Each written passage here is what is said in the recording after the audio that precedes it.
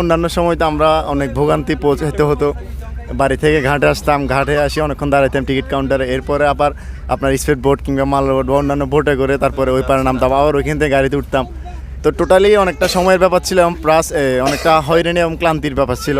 প্রথমত মহান আল্লাহ পাকের কাছে শুকরিয়া জানাচ্ছি, আলহামদুলিল্লাহ। আসলে আমরা অনেক দিন পর, অনেক অপেক্ষার পরে আমরা আসলে আজকে সুন্দর এরকম একটা আনন্দঘন মুহূর্তের সাক্ষী হতে যাচ্ছি।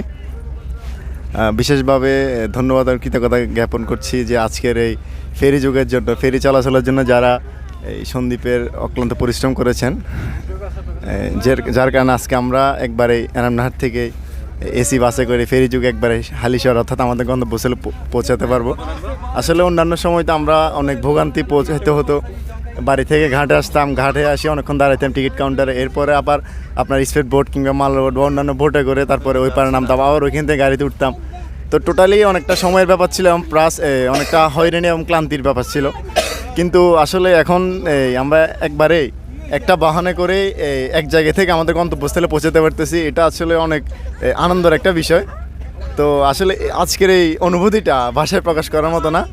আমরা এসি বাসে করে 300 টাকায় একবারে আপনার আমাদের গন্তব্যস্থল, আমরা এনামনাহাট থেকে যাচ্ছি হালিশহর ফেরি যুগে সাগরের উপরে। আসলে এই জিনিসটা স্বপ্নের মতোই, তবুও আমাদের কাছে অনেক ভালো লাগতেছে।